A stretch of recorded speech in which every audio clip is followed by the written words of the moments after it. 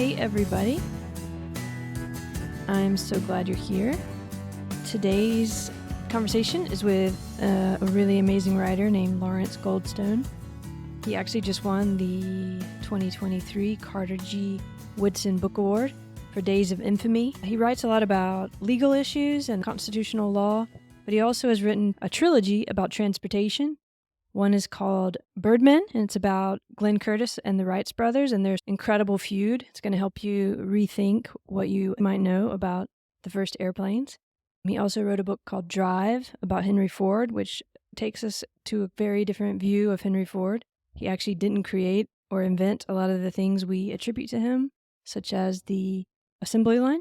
And the other one is called Going Deep, and it's about the earliest submarine technology. They're all really easy, fast reads, wonderful books that give you so much knowledge.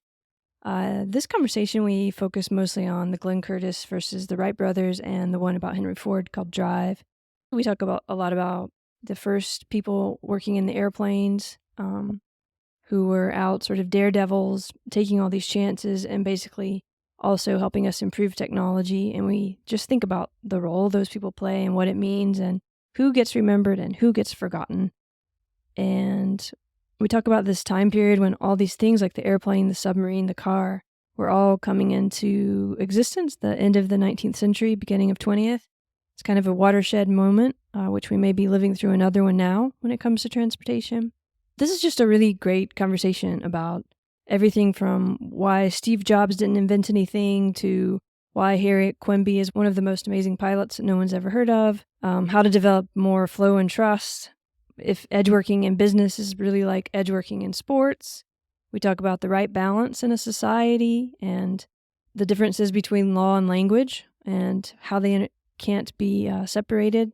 And we talk about the very first taxis in New York in 1899 and how they were all electric. So join us for a great conversation and check out Lawrence Goldstone's books. You won't be sorry that you did. They're really good reads.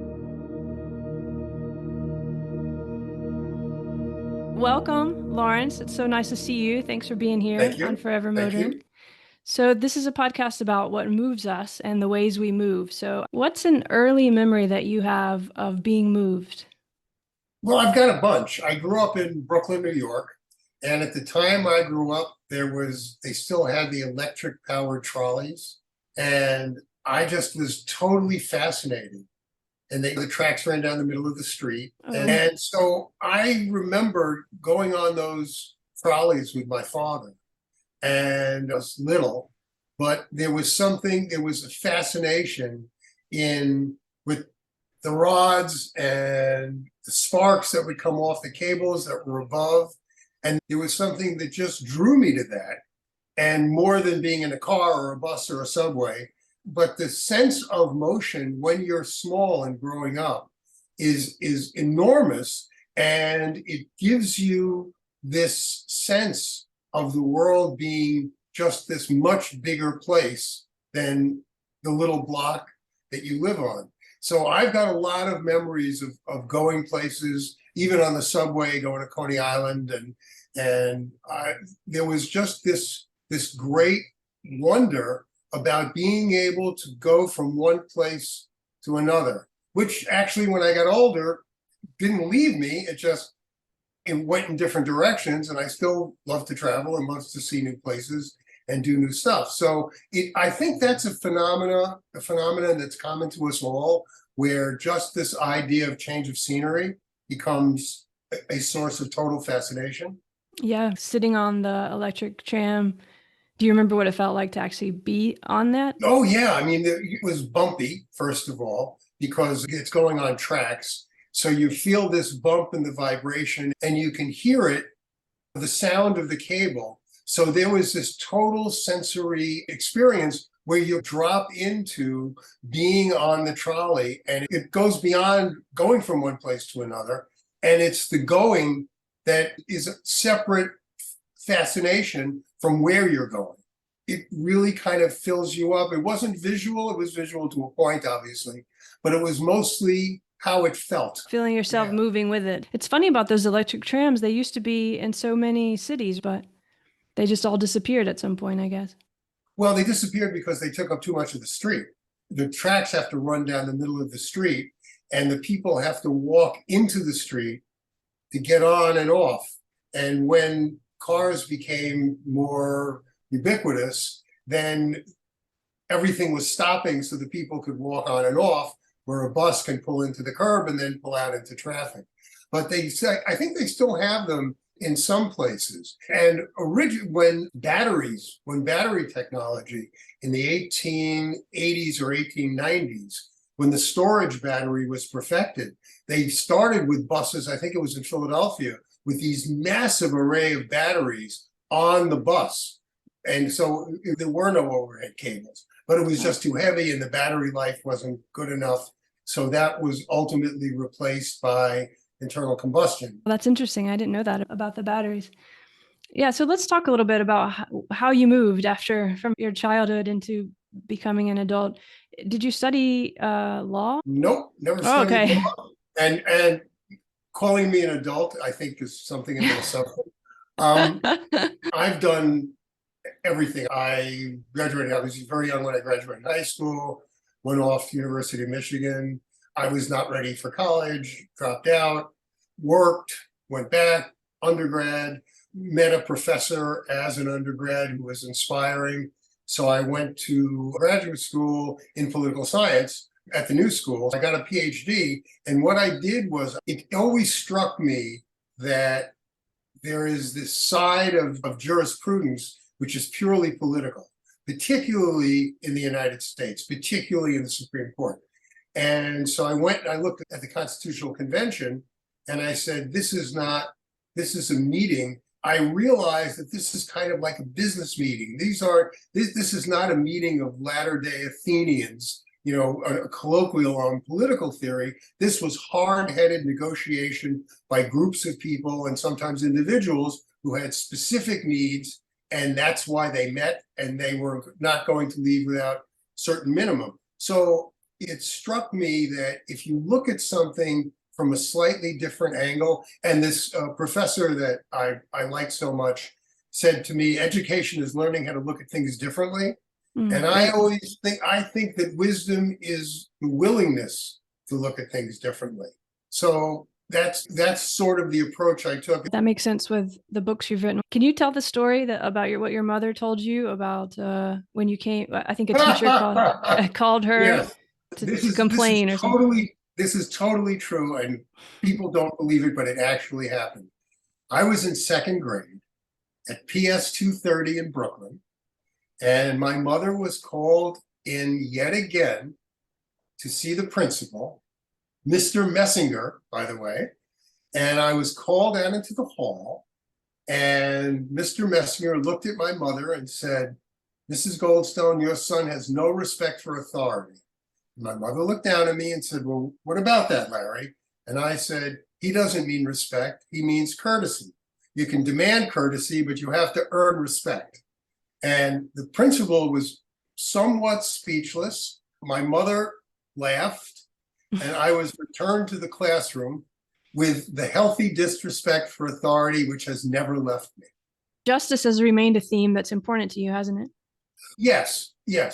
Justice, I've written a lot of books about equal rights and the Constitution and law, and I'm friends with Skip Gates, Henry Louis Gates, and he said, how come, you're always writing about Black people, I'm a white guy. And I said, I have always hated bullies. I hate them in the schoolyard. I hate them in Congress. I hate them on the bench. I hate bullies who are conservative, or I hate bullies who are liberal. There is something I find incredibly offensive about not being willing to fight fair. So yes, the theme is justice, but it is also a theme of people with power trying to use that power to suppress others. That's a common theme in, say, Birdmen or Drive or Going Deep, which is about submarine technology. That is the common theme throughout all of my work. It is people who are trying to push other people around. You just mentioned Going Deep, Birdmen, and Drive, which are all about different forms of transportation, flight, the automobile, and the submarine, which emerged around the same time, end of the Yes. 19th century. So, how did you get interested in the innovation of this time period? And maybe you could just tell us a little bit about how those books came together. We're already seeing how they are similar, but maybe we could unpack that just a little bit. Sure. My daughter had a piano teacher named Vernona Gomez. And Vernona used to sweep in every Sunday dressed like Loretta Young, coming out dressed perfectly. Ramrod posture. She was about 5'10". She was almost 70 at the time. And she would come in and teach my daughter piano. And one day she comes in wearing a Yankee hat, New York Yankee cap, to one of the concerts. I said, "What's she doing with the Yankee cap?" And the guy another parent turns around and says, "Don't you know who that is? She's Lefty Gomez's daughter." And Lefty Gomez is a famous New York Yankee Hall of Fame baseball pitcher known as Goofy. So one day, Vernona barges in the house on a Sunday, which is a day that Emily was not supposed to be taking piano lessons, and said, "I want to know how to write a book." I said, "Well," she said, "I've done 355 interviews with all my father's friends, and I want to write a book about his life." And I said, "Okay." And then I looked at the material, and it was unbelievable. Lefty was a fascinating guy. He's very much like the sports writer Ring Lardner. He was anything but dumb, really smart, incisive wit. We don't have time, but I can tell you great stories. So I start with her, and she's a little bit difficult to get close to. And I said, "I'll help you write the proposal, and then you can take it from there." And writes the proposal. My agent loves it. My agent said, "You got to write the book. You know so much about baseball." My wife said, "You got to write the book. You know so much about baseball." My kid said, "Don't do it, Dad." Now, Lefty Gomez was famous for his love of airplanes. And he stopped in 1937 in a World Series game. He stopped pitching to watch an airplane fly overhead. He was very famous in all the papers. And Lefty got his love of flying. Lefty was born in 1909, I think. And he got his love of flying at the San Francisco World's Fair in 1915, watching the greatest flyer of the time, a man named Lincoln Beachey. And I had never heard of Lincoln Beachey. And I looked up Lincoln Beachey. And Lincoln Beachey, the things Lincoln Beachey did were, you would say they were impossible, except they were watched by hundreds of thousands of people. More people who knew who Lincoln Beachey was than knew who Woodrow Wilson was, and Woodrow Wilson was president. Oh, wow. And I said, "Wow, this is really fascinating." And then I got into the other exhibition flyers, of which Beachey was clearly the best. I mean, he had this thing called the dip of death. He would go 5,000 feet in the air, go straight down until he was a couple of feet, 100 feet off the ground, and then pull it out perfectly. 24 people at least died trying to do a Beachey, as they called it. So this became fascinating. And then I looked at the exhibition flyers, and they had started almost when flight became more or less perfected, which is kind of 1907, 1908. And I said, "Wow, this is a great story." And I was going to pitch a book called The Exhibitionists.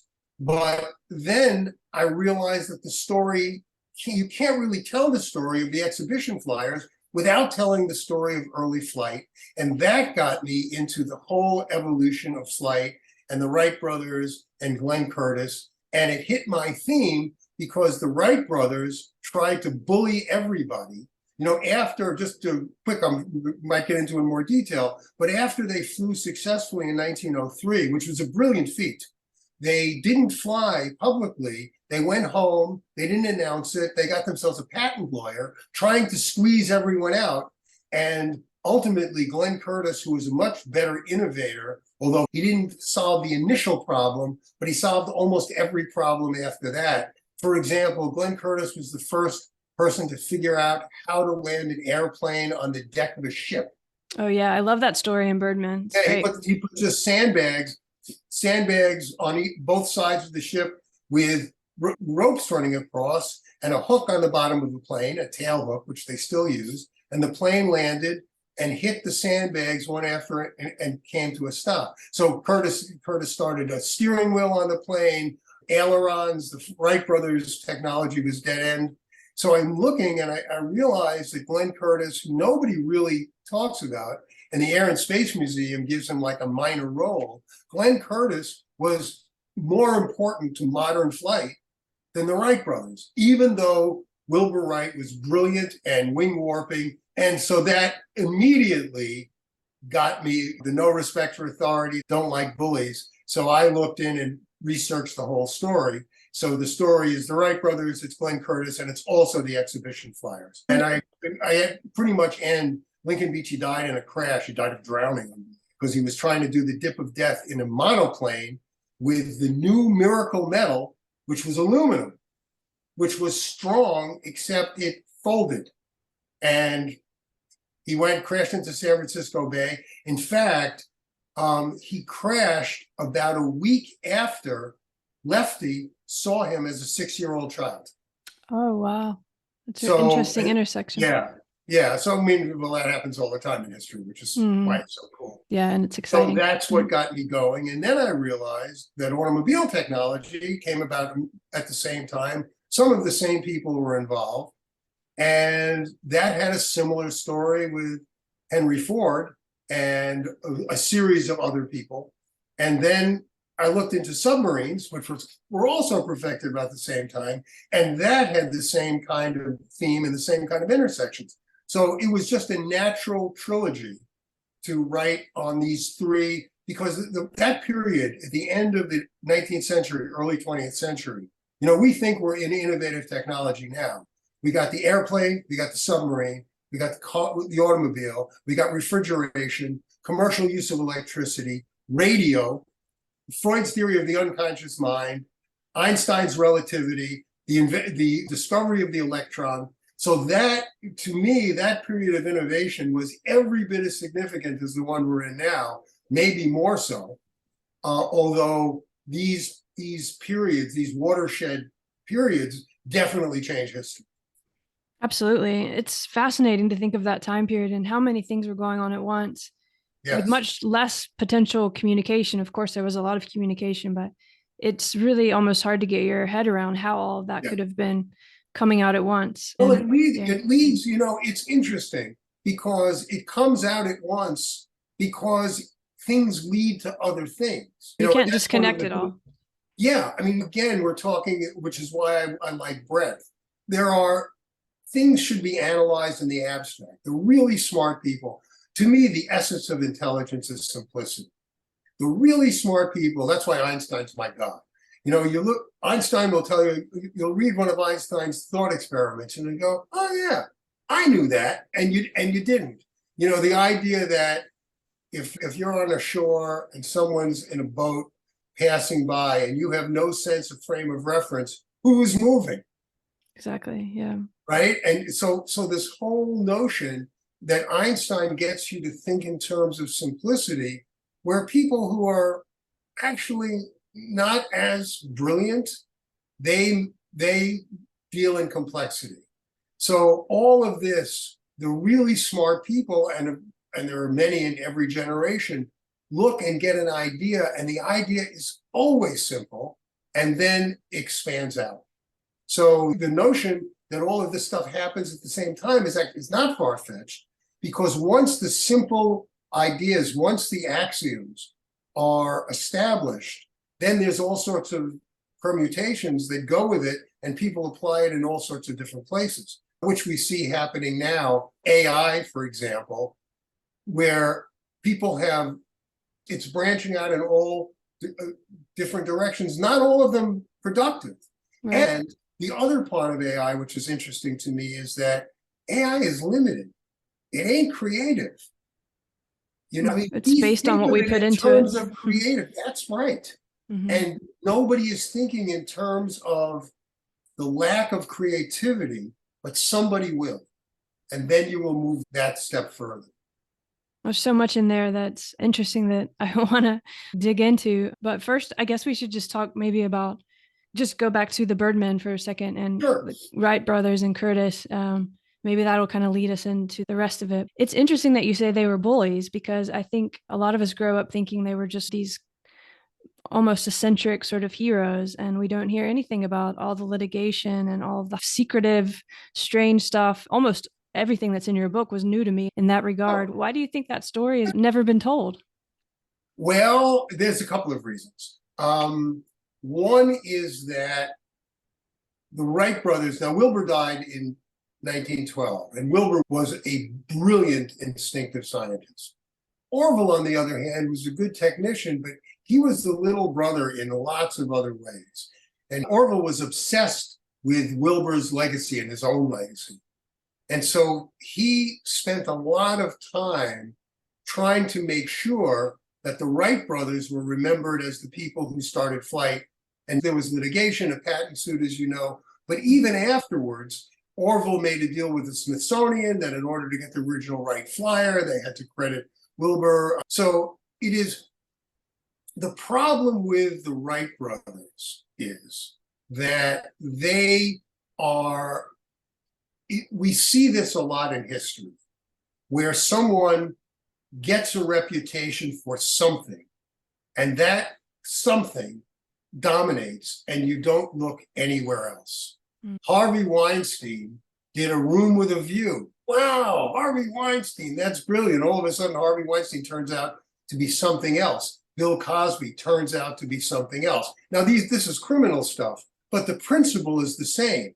Nobody thinks anymore about the Bill Cosby show and the whole family aspect of it. But for a while, that's all they thought about. People tend to focus in. So we focus in on the Wright brothers and that December 1903 flight and the iconic picture. And we say, the Wright brothers invented the airplane. Well, no. The Wright brothers were the first to have controlled, powered flight that was with a person on it. There were other flights that were not controlled. Gustav Whitehead, he was a person, and Edson Galladay did wing warping, which was the Wright brothers' technology, in an unmanned flight. But from there is not a single thing that the Wright brothers did that has anything to do with modern aviation. They launched their plane, for a while they had a derrick, and they would drop a sandbag, and the sandbag would go, and that would power the airplane down a track and take off. They had no sense of how to do any of this. Their engine was not particularly strong. And when the competition started going and the Wright brothers tried to be part of the air shows and part of this whole phenomenon, their pilots, they were dying. Yeah. Because the Wright brothers did not That's a spectacular part of your book too, when you discuss that. And Wilbur, what happened with Wilbur was in 1909, they took in these investors with huge amounts of money. And the idea was that Wilbur should go back to Dayton, and they built him a factory, which still exists. And he was supposed to innovate. And Wilbur refused. He spent the last 3 years of his life micromanaging the patent suit. And he was particularly inept as a businessman, particularly inept as a legal advisor. But this is what he wanted to do because he was obsessed. So that all drops away. And all we have is that iconic 1903 picture. And Wilbur Wright invented the airplane because most people are drawn to simple truths. And the rest of the story just gets buried. Yeah, they did kind of get what they wanted at the end of the day. No. Okay. They would never have gotten what they wanted. Which was full payment for every airplane ever made. They were, Now, it could have been, they were very deeply religious in a very fundamental Protestant sect. And, that could have been a motivation. The whole Calvinist idea that, for the greater glory of God. It might have just been that they were personally, neither of them ever got married. Neither of them ever had a girlfriend. Wherever their motives were, they were insular, they were clannish, and they were obsessed. And that obsession got them into the air, and then it kept them from going any further. Right. And what you show in a wonderful way in the book is how, while they were doing this, sort of just in hiding almost, trying to sell these airplanes to the military and basically not showing their airplanes at all, which was very weird to me that they could even do that. In the meantime, of course, as you were saying, like, these ideas are out there and everyone's working and trying to actually do something new with this. Maybe you can tell us a little bit about what's going on as they're holed up in hiding, even though Well, they've had the first flight. now remember, nobody knew about the first flight. So all of these people, Henri Farman and Alberto Santos Dumont, these are people who are experimenting independently, and Glenn Curtiss eventually, independently of what the Wright brothers were doing, because they didn't know about the Wright brothers. Now, the Wright brothers flew, it was secret, they didn't publicize it, they went home. The first legitimate description of the Wright flyer was in a bee journal, because a beekeeper happened to see them testing their airplane in Huffman Prairie, I think in 1905.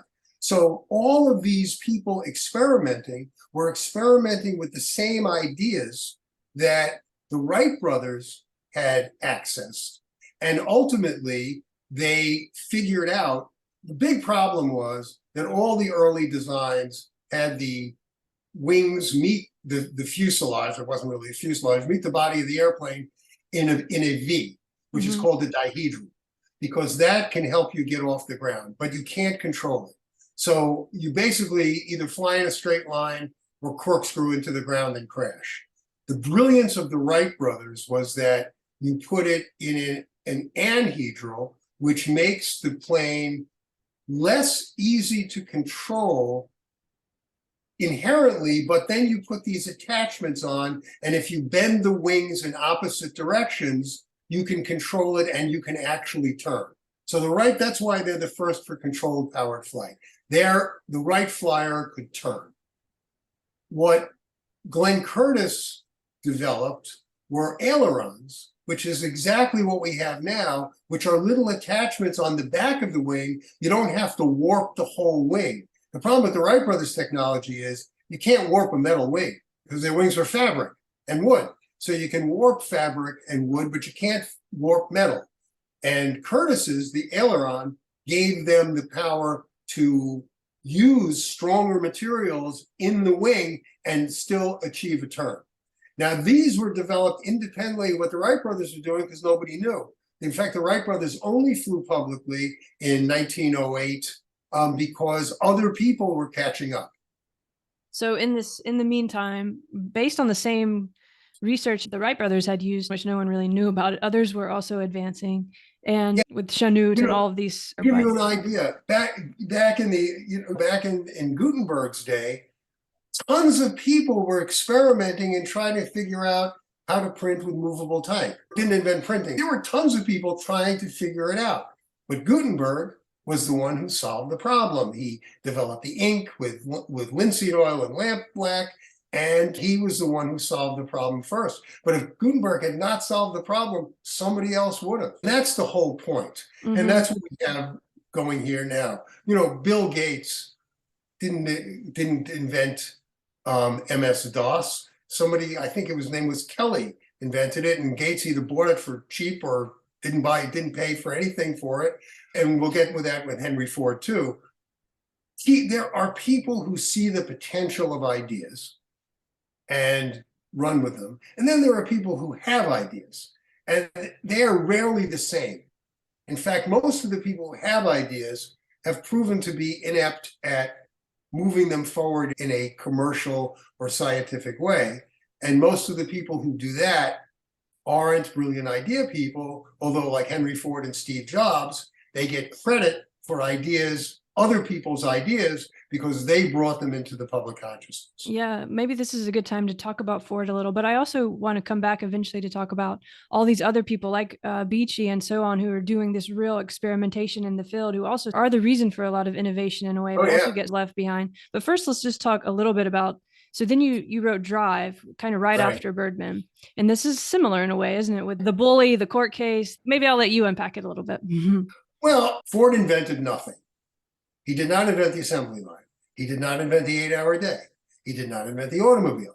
He did not invent anything, but he was brilliant, like Steve Jobs. He was brilliant in hiring and using people to get tasks done. Ford was famous. He didn't drink, he didn't smoke, he didn't dance. So he was a pretty dull guy, but he did business with Walter Flanders, who did invent the assembly line. And Flanders was a hard-drinking womanizer bar fighter. And then he went into partnership with the Dodge brothers, who were even worse. Both of the Dodge brothers, I said, died of flu. They actually died of cirrhosis. They were drunk all the time, but they were brilliant mechanics. So Ford knew how to take people in, use them, get what he needed, and then Flanders he would get rid of it. There was a big suit with the Dodge brothers because Ford just tried to buy everybody out of the Ford company. So Ford went from one venture to another until he had what he wanted. And even the Model T, which like in 1908, even the Model T, which everybody remembers, was not the best or cheapest car at the time. The Buick 10 was much better. And that was Billy Durant who started General Motors. You have all of these interlacing stories. And Ford, there's also a huge element of luck. In the patent suit against Selden, well, Selden sued him because there's a pioneer patent thing, which we can talk about in a minute. But Selden. Maybe you should just say it really quick about Selden. He had already gotten a patent for basically the automobile. Yeah, he got a patent for something that didn't really work. Exactly. But in 1896, the Supreme Court in Westinghouse versus Boyden Power Brake ruled that if you invent something and get a patent, then not only is your own idea patented, but all the improvements that someone will make coming out would infringe your patent. It's called a pioneer patent. And that's the grounds that the Wright brothers sued Glenn Curtiss. And so when Selden got his patent, he got investors and they started a consortium, and that consortium controlled all automobile patents based on this 1896 case. By the way, the opinion was written by Henry Billings Brown, who that same year wrote the opinion in Plessy versus Ferguson, which was the separate but equal case that allowed segregation. Henry Billings Brown was not the most enlightened justice. So you have this situation where people can lock up an industry, basically monopolize an industry. And by the way, pioneer patents still exist. It's much harder to get one now. Yeah, it's not, but there's no jurisprudence that has overruled it. So Ford, when this automobile consortium sued everybody who didn't join them, Ford was one of the only people who wouldn't give in. He just wouldn't give in. He was going on. Then it looked like he was going to lose. And he was willing to sell out to Billy Durant, who had started General Motors. But the deal just didn't happen soon enough. And then Ford won his case. So, by the way, an incorrect ruling. Ford should not have won the case because the pioneer patent statute, the judge who wrote the decision, really had it wrong. So Ford was immensely lucky. A, he didn't sell out. He didn't sell out in time. Then he wins the case, and he shouldn't have won the case. And then he goes on to be the richest man in America.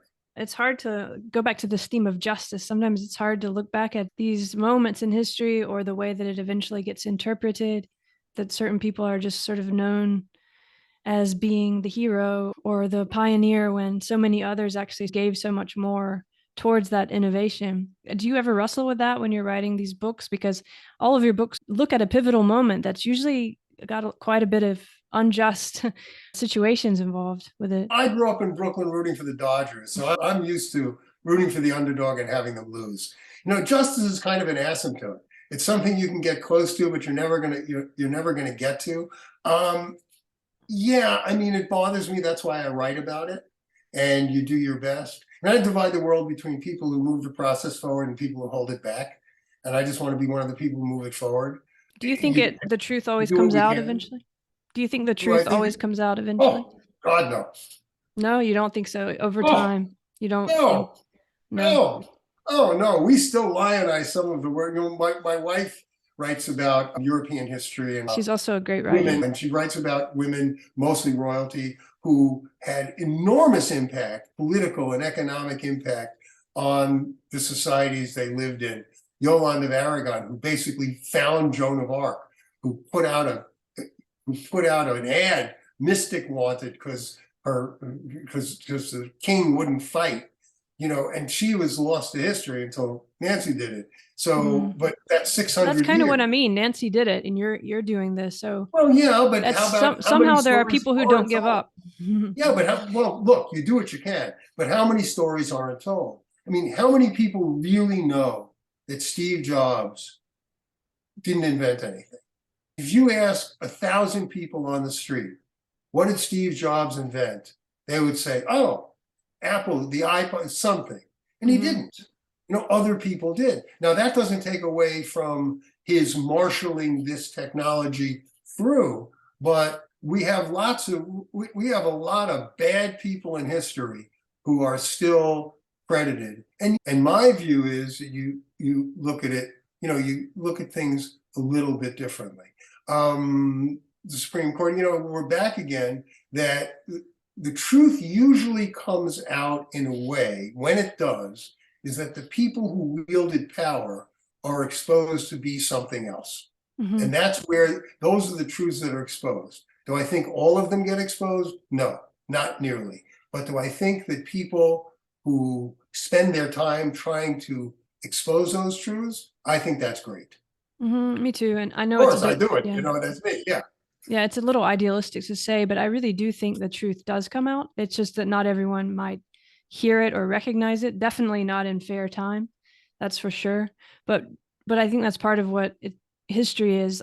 Historians, people writing like you and your wife, looking and observing and critically analyzing these stories that we all take for granted. Even some of us, when we're in positions of power and spreading those stories, we just take them for granted because we've always heard them, like the Wrights brothers, or Right. just because Henry Ford is associated with cars, we just assume somehow that, yeah, he invented Right. the car, which he Right. didn't at all, not Right. even near, or the assembly line and all that. So it's a lot of it's assumption, right? Just things that you don't even know that you're assuming. You just think everyone's always said Yes. that, it must be right. I have a thing called the any fool can see argument. Mhm. Whenever you have something where someone says, well, as any fool can see, I am instantly suspicious. That's Yeah, almost because yeah, counterintuitive.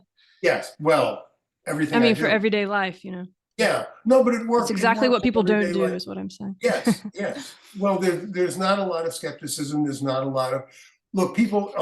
There is a wonderful book called The Drunkard's Walk by Leonard Mlodinow, who used to work with, he's a physicist, used to work with Stephen Hawking, and it's about randomness. And people hate randomness. And our lives, of course, are random. We always want to put like meaning on something. Like when I got COVID for the second time, Nancy goes, you got it at the gym. I said, maybe I got it at the gym. I am at the gym a lot. Maybe I got it someplace else. No, you got it at the gym. We want to be able to put things in a place. Actually, it's much better off when you don't. When you deal with unknowns, as you start with an unknown and then say, how can I make more sense out of this? You might not be able to make total sense out of it, but the looking for an answer to a question is a very dangerous practice. Because there's always more than one answer and always more than one perspective on the Yeah, question itself, right? it's nuance. You can't be an effective thinker without a good, healthy sense of nuance. But I do understand this desire to want to understand things. It goes back a bit to, you mentioned history as narrative, and there is, even in the writing process, you do have to make decisions and fit things into a narrative. And I think in our own lives, we also try to do that just as a means of being able to continue through the day sometimes, or perhaps your wife just wanting to kind of get things a little under control. Maybe she's worried Yeah, that you're sick, or she doesn't want the family to get sick. So yeah. I can understand this does help in a way, doesn't it? No, Or she wants to be alleviate. mad at me because she doesn't go to the gym. Okay. Yeah, and that too. Um, Yeah, that too. It'll work out. We both tested negative this morning. It's all good. okay, good. So everyone's okay. Yeah. So I want to go back just a little bit to, we were talking about Beachy, and he's this amazing person who, as you were saying, did some really innovative flying maneuvers and so on that no one seems to have ever heard of. I've also, you mentioned Harriet Quimby, I think, and these people, like, maybe you can just tell us a little bit about that part of flying, which isn't the kind of patent and trying to sell the airplane side. What were these people doing? And what was that spirit like? How did that start? Harriet Quimby's great. She Yeah. was drop dead gorgeous. Considered one of the most beautiful women in the world. And if you see pictures, it's true. She was an actress. She was a screenwriter working with D.W. Griffith, because her best friend was Griffith's, I think married him ultimately. She was a race car driver, and then she took to flying. And she would design her own one-piece flying suit. She was the first woman to fly across the English Channel, and she was mobbed in Harcourt, I think was the name of the town that she landed in. And then in 1912, I think it was 1912, she was flying in an air show in Boston. And unbelievably back then, remember, these planes had no fuselage, they were open, basically just open frames with wings. They hadn't been using seat belts yet. They had just started, but most people didn't use seat belts. And Quimby's plane was over Boston Harbor, lost control, which happened. The engine died, went straight down, and she was thrown out of the plane because she wasn't wearing a seatbelt. And the plane ended up landing intact. And if she had not been thrown out of the plane, she would have lived, but she died in Boston Harbor. It's one of those innovations you just think someone would have thought of. But well, in the first, they did ultimately, that's the other thing. What seems obvious now wasn't then. In the first 5 years of flying, I think it was the first 5 years, from 1908 to 1913, a flyer was killed on the average of one every 10 days. Incredible. Wow. Yeah. But they were drawn to it. It's that pioneer spirit. You see it now with X Games and people doing stuff. Just watch the skiers basically skiing down vertical faces. And I look and I consider myself a reasonably adventurous person. And I look and I would say, never, not ever in a million years. It's a particular kind of person who wants to just experience something that no one else has experienced before. Yes, I think there's a lot of people like that in the motoring world, whether it's cars and racing or it's the planes like we're talking about. And I wonder what you think, having written about the history of this, what role that plays in the innovation itself and in the kind of overall trajectory of how these things go. Are they important parts of it? I think it's huge. It is huge, the sense of wanting to be in the air, wanting to be under the water, going fast. Speed is just intoxicating. I used to do a little car racing when I was younger. Oh, really? Yeah. Stock out in Long Island. Wow. So you know this firsthand. Well, I do. It was my own car, and I had it was a 280Z, and I love it. And even now, I get in the car, and everybody goes, be careful, be careful, be careful. But I'm the one everybody wants to drive with, because I love it. But there's a sensation of speed. It is visceral, and there is a sensation of flight, which is visceral. There is a sensation of being under the water, which is visceral, and that brings these people, this isn't, most of them, they want to make money and monetize everything, but they are drawn to these human needs that most people have to some degree. And the adrenaline junkie and the whole thing about combat, there is something about living with adrenaline that once you're not doing it, you really miss it.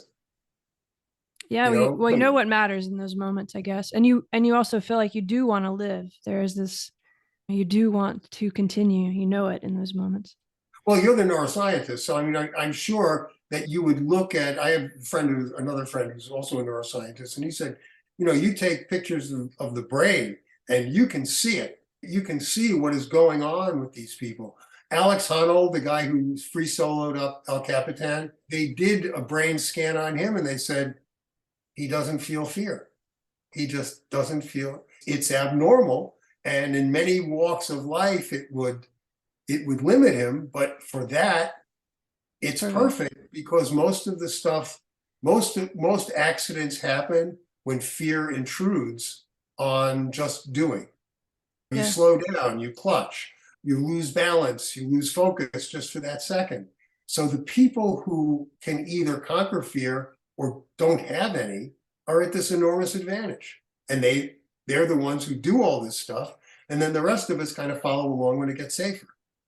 I think that's true. I would say it's not just the brain; it's also the whole body is reacting in a certain way too, and it can go both ways. You know, it can also just be a pure kind of where you're very much present and everything is, you know, almost like when you have an accident or something and everything moves slowly and you Right, remember and you're really in the moment in a very different way, and that can be right. addictive, and it can also be very helpful for whatever you're trying to accomplish. So it's Great fascinating how athlete, the body yeah. changes.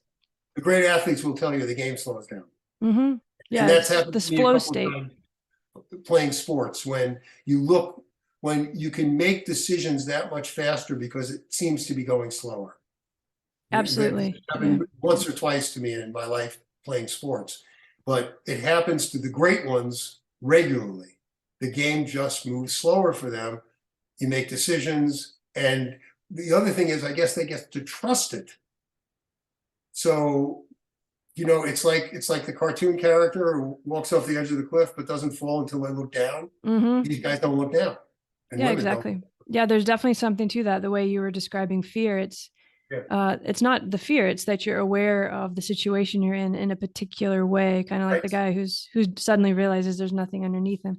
But you can also practice, you know, discipline yourself towards changing what that state is. So, and I think I wonder if you see any connection between that and someone like Ford or Jobs or these people who also advance innovation and advance what we come to think of as progress, but are they also sort of courting an edge from some point of view? Do you think? Hmm.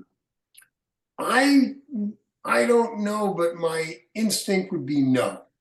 Now, Henry Ford before was drove race cars, including this one called the 999, which went so fast no one else would get in it with him.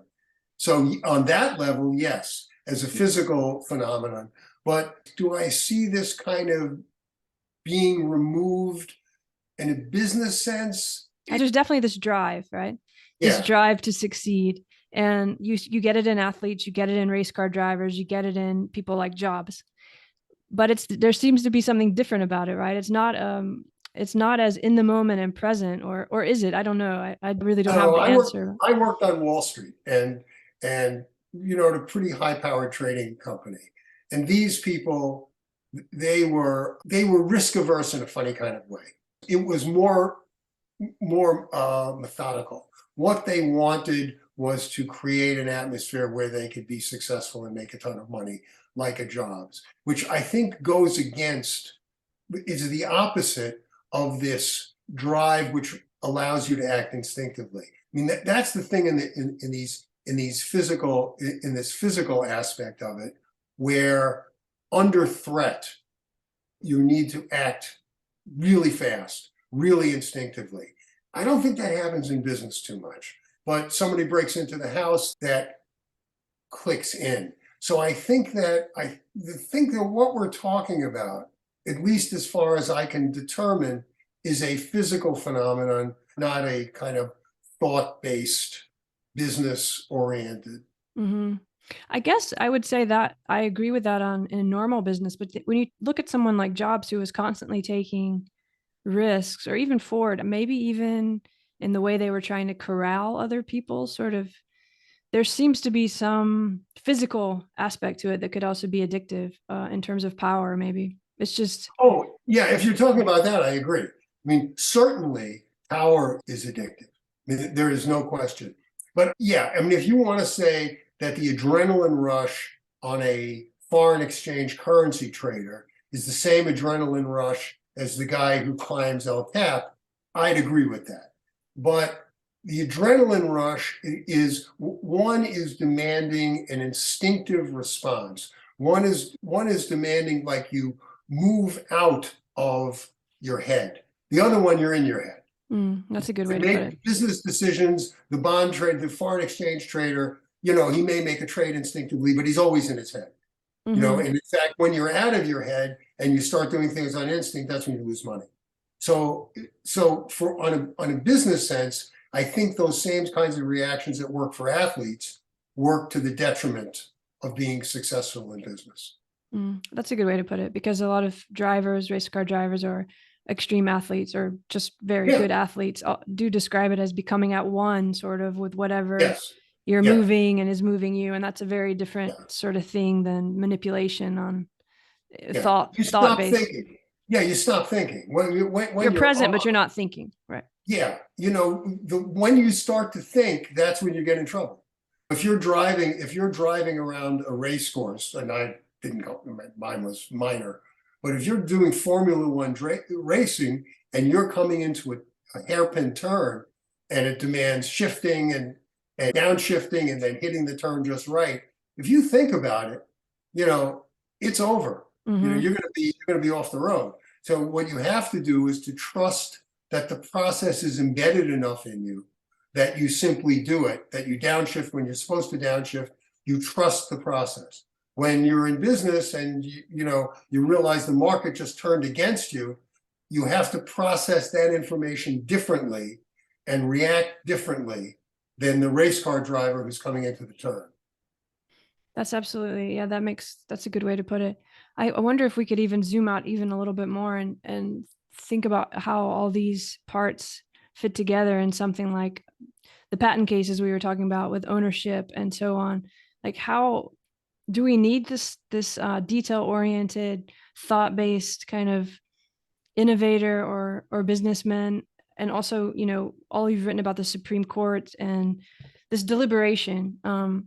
Does this get in the way of innovation? Does this help innovation? Does this keep people in check? Like, how do you see these things, having written about it from so many different angles? There's a balance.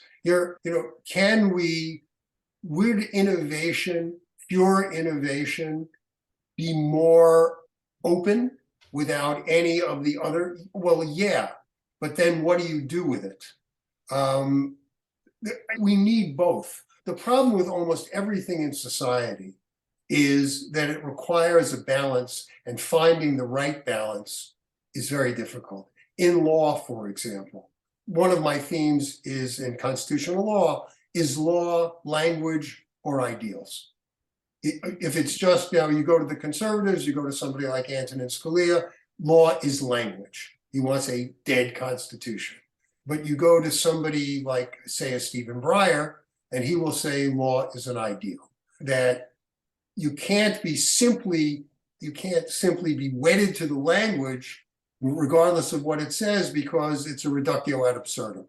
That's the logical argument where all the steps are correct, but you come to an absurd conclusion, so it's a logical fallacy. And you can't eliminate language from law either, because then you have no law. So you look at the Constitution, in my premise is that the Constitution was written to be vague, which I'm writing another book on now, because they knew, you couldn't get it ratified by the states and the country was going to change and all that. The language of the Constitution matters, but when the language of the Constitution brings you to a point in equal rights that seems to go against what they wrote it for, 14th Amendment and 15th Amendment in particular, then language is being misused. Then the balance has shifted. The 15th Amendment says no one should be deprived the right to vote because of race, ethnicity, or previous condition of servitude. Seems pretty clear. Freed slaves have the right to vote. Yet in 1884, 1882, Justice Bradley said, no, the 15th Amendment doesn't guarantee the right to vote. All it says is that you can't be deprived of the right to vote based on race. Now that seems simple, but it isn't, because it shifts the burden of proof from the state to prove that it had not discriminated to the individual to prove that the state had discriminated. And that, of course, turned out to be impossible. And then we end up with Jim Crow. So their language, which was parsed probably correctly grammatically, leads you to a place that you don't want to be. So in this, the analogy between this and the innovation process, I think, is sound. We need a balance between what we would consider either extremes or poles or different ways of thinking, however you want to put it, and finding the right balance. That's the challenge. And sometimes the right balance will change and we will become too language heavy, or we will become too ideals heavy. You talked about balance. I want to think about this too, because balance for who, right? In this discussion that we've been having, that the balance of who's being included depends also on the perspective. And quite often it takes this risk, this edge work, be it social or if we're talking about in terms of innovation, to actually push what people are aware of, the narratives, as we were discussing earlier, just to even bring a chance of giving credit where credit really is due, or shining a light on something that's been going on forever, but that the people in power don't know about or have chosen to ignore. So I wonder if you can also think about how this idea of the daredevil or the risk taker or the person who literally gives their life to a cause also expands into this social and political realm too. Well, that brings us back to your question about, does the truth always come out? Do we always end up at justice? And I said the answer is no. And clearly the answer is no. It is something we work toward. It is a goal that you and I and other people like us work toward. In terms of the daredevils, yeah. Now, it would give a false impression to say these people did this, they made this great contribution to society, and now they're forgotten. Yeah, but that's not why they did it. They have all sorts of documentaries now about these climbers who, most of them die. Now, we didn't make documentaries back in 1915. And so, yeah, the daredevils do it for a whole different set of reasons. Very few of these daredevils go, I think I'm going to climb Mount Everest with no oxygen because, boy, there's a lot of money in it. I think they go, I'm going to climb Mount Everest with no oxygen because I want to do it. And no one's ever done this before. So I think that the daredevils absolutely expand the boundaries of potential action by other daredevils and society as a whole. And yes, I think many of them are totally forgotten. And the question is it fair? And the answer is, well, no, on one sense it isn't fair. And on the other sense, it is fair because they didn't care. Most of the people didn't care. Alex Honnold didn't want to be filmed for a really long day. He had to be talked into it because he said, you know, he's just doing it because that's what he who did it said we had to be really careful because you distract a guy who's on a 3,000-foot wall, you know, and he falls, then you say, I'm responsible for that. And so ultimately did it. Alex Honnold became a big celebrity and they win the Oscar and do all of that. But that's not why he did it. Right. And so all of these experimenters, which is again why I think you have to separate the physical, this physical instinct to do this sort of thing and the non-physical between, again, the bond trader and the climber. You know, one of them is doing it because, oh man, I don't want to lose money. And the other one is doing it is, oh man, I don't want to fall. So yeah, I think we ignore, I think that many of the daredevils get lost. You know, you write about civil rights and you write about these kind of really terrible times in American history. And often people put their lives on the line to change those by showing they have to go to an extreme in their own life that they might not choose to go to. It is an edge, just so other people recognize that they're having to live a certain life, or that just to try to push this kind of balance, this middle thing that other people think is balance, to show that's not balance at all. Right. No, that's totally right.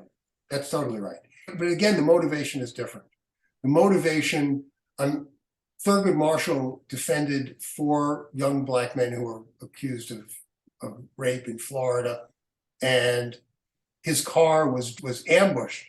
And now if Thurgood Marshall had died, if he had been killed there, nobody would have ever heard of Thurgood Marshall.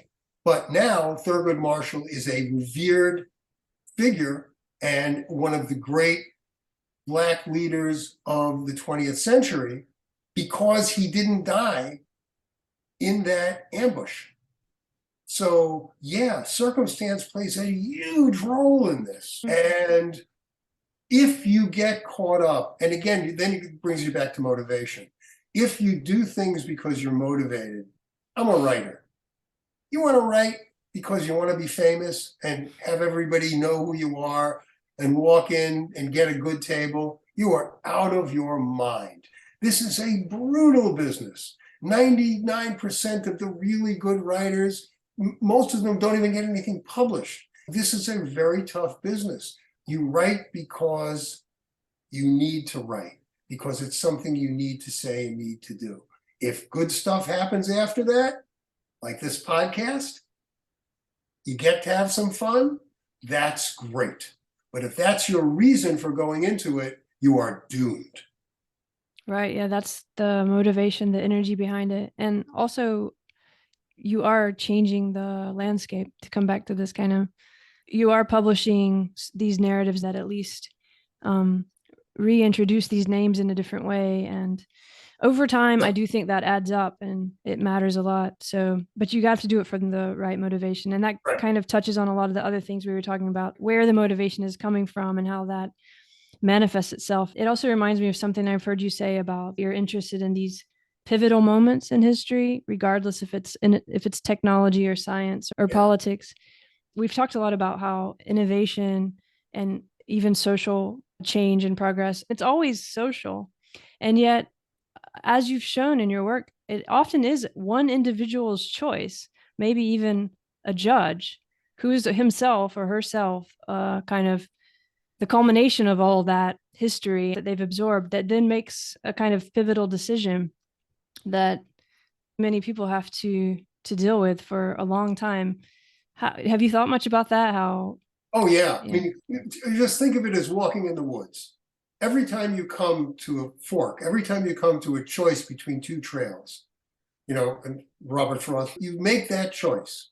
And that choice will lead you to other, that's what history is. You are constantly choosing a direction and then another direction and another direction and another direction. There is no right answer.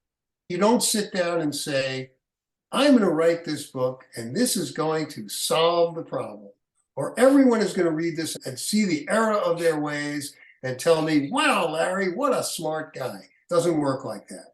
What you want to do is to add to the conversation. What you want to do is give another point of view where you can say, well, that may be true, but what about this aspect of it? I had a political science teacher who I think I mentioned, the guy who kind of motivated me. Your supervisor or his name was Saul Resnick. Yeah, he worked at Queens College. And I was a really cocky student and he was a really tough teacher. And I would just raise my hand and talk all the time. And he did something once and I said, hey, Saul, but what about that? And he looked at me and he said, pardon my French, he said, schmuck, you have the facts, but you don't have the understanding. And man, was he right. And I realized that facts, that goes back to language and ideals and law. The facts are the refuge of people. Language are the refuge of people who want to move in a particular direction or don't want to move at all. And understanding, that is, Einstein had understanding. These people get it. These people saw the fundamental, we're back to the simplicity. And so you're aspiring to go past the facts. You're aspiring to get a sense of in the abstract of what's going on underneath, and then building on top of that and adding to the sum of human knowledge is a nice way to put it. But what you're trying to do is add to the variables that people have to consider when they're dealing with a certain phenomenon. I like that you started with this idea of taking a path. You brought up Frost, the path. But if you really think of it in that way as path, you're either taking a path that's been less traveled and so therefore making it a little more travelable, or you're maybe even creating a new path in some cases. Right. And Yes. other people can find that path and follow it. Or you hit a dead end and you turn out to be totally wrong. Everything you've done is useless. And that happens to people. And we need a certain number of people who end up in the dead ends, because these problems don't get solved because someone, has, I have a brainwave. It's a lot of people. A lot of the people who are competing with Gutenberg, who were they? Well, we'll never know. How far did they get? We'll never know that either. How many people who were trying to invent an airplane? Now we Mm-hmm. know some of them, but I guarantee you we don't know all of them. And I guarantee you we don't know all the people who are trying to do motoring, because the dead ends, what you are trusting is that the process is such that someone is going to find the right answer. But it's never going to be because only one person's looking. No. And I would even push back a little on the dead end thing. I don't think there's necessarily a dead end so much as you just realize you've gone completely the wrong direction. So maybe even that path is going to lead to something else, but it's not going to lead to what you thought. And also, if all the people who are trying to get to that place, no, definitely don't go that direction. So it's very informative still, even if it's not going to take you where you wanted to go initially. I mean, That's a nice optimistic view. But the person who spends 20 years trying to do something, developing the new drug or working on the Alzheimer's drug, and it totally dead ends, and it turns out that they made the wrong turn when they started, and it was hopeless. Most of those people, yeah, they might take some solace in, well, nobody else is going to try this, but I don't know.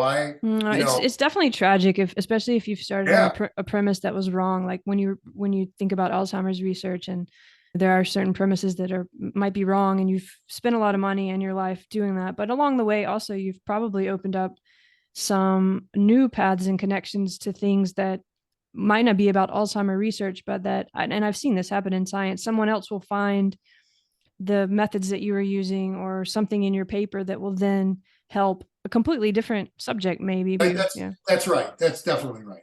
Yeah. I don't think it's worthless. Nothing is worthless, but we're talking about the incentive to do it, but real genuine dead ends are rare.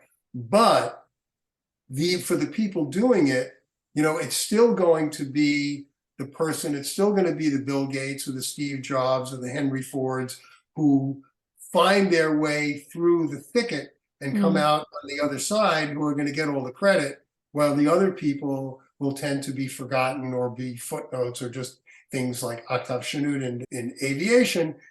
People who really know the subject know who Octave Chanute is, but nobody who's just kind of vaguely familiar with early flight is going to know who he is. Mm-hmm. Yeah, that's true. There's definitely this larger trajectory that takes over, and a lot of the smaller Yeah. ones just get either smushed into it or forgotten. And one can't say that's unfair or fair, but it can definitely No, be tragic for those no, individuals. fairness doesn't come into it. Yeah. It's sort of beyond that in a way. I did want to ask you about just writing and research as a form of transportation, which might sound a little weird, but you and your wife Nancy, early on, I think you wrote a lot of books about books, right? And manuscripts. Yes, we And did. yeah, We wrote you have a three real love books of about, books, I think. yeah, Yeah. And yeah, stories and narratives. yeah. And I think of these also as technologies and forms of transportation. I wonder if that makes any sense to you. Well, Nancy definitely, writing is definitely transporting, because she lives in the period when I got really sick a couple of years ago and I was fine, and she was writing about Maria Theresa, and she said to me, "You better thank Maria Theresa, because she's the one who pulled you through this." Oh You know, yeah. So she we really lost like, her. it's almost like a And character actor who but totally she becomes the believes it. character. Yeah. She believes it. But it is transporting. You drop into the period you're writing about. You can't help it. And it's really fun. It's not a physical time machine, but it's a kind of spiritual time machine. And you get a sense, and it opens up the way other people feel and thought, and you get the similarities and you get the differences. And yeah, it is very cool doing what we do. It's just Yeah. really fun. And you also And it is transport other transporting. people. You Yeah. also transport your Well, readers. if it works, yes. These books are also kind of paths that lead people into new places or thoughts, or also can contribute to new ideas or even new innovations. That's the idea. Yeah, I guess that's that's what why. all writers are That's doing. Well, not all, but a lot of the good ones. Yeah. Well, thanks for talking today. I did kind of want to get your thoughts, like about, if you have any, on this turn recently towards electric transportation. I wonder if you've thought much about it, if it enters into your life at all, if there are any similarities Well, to the Curtis or the Ford. all I will tell you is that the very first fleet taxis in New York City in 1899 were all electric. And it was brilliant. It was brilliantly done. And they had a charging station, except they didn't charge the batteries. They had 12 taxis with a 13th for repairs. The taxi would run its 40 miles, come in, they would lift the battery out, put a new battery in, charge the battery off-site, and electric vehicles were on the verge of being the dominant technology when in 1903, a bunch of speculators bought the taxi company and turned it into a big Ponzi scheme and eventually went broke. And gasoline technology took over. And the problem now is, problem with electric cars, it's you can't go distance for one thing, and it takes too long to charge up your car, and the chargers are not compatible. So we are in the very early stages. When battery technology improves to where you can go, 500 miles, the same, or 450, and you can charge up your car in 5 minutes rather than 45, and the battery doesn't keep losing power, then we will be at a whole different place. So yeah, I think we're moving toward the internal combustion engine is really, it's inefficient and it's polluting, and it's time that we move on to something else. But we were at electronic technology at a very sophisticated place in 1899 when it was ruined by speculators. So yeah, I'm interested. I just want to say thanks for putting those stories out, and No, I'm it's sure you'll really keep great. doing it. Oh yeah, it's really great fun. This was great. I mean, because this was what I was hoping for, a much more broad and much more philosophical discussion. Yeah, it was really interesting. It was really fun. I'm glad I did it. Thank you, and good luck with what you're doing. Thanks. Good luck to you too, and take care. Thanks. Bye-bye. Thanks so much. Bye.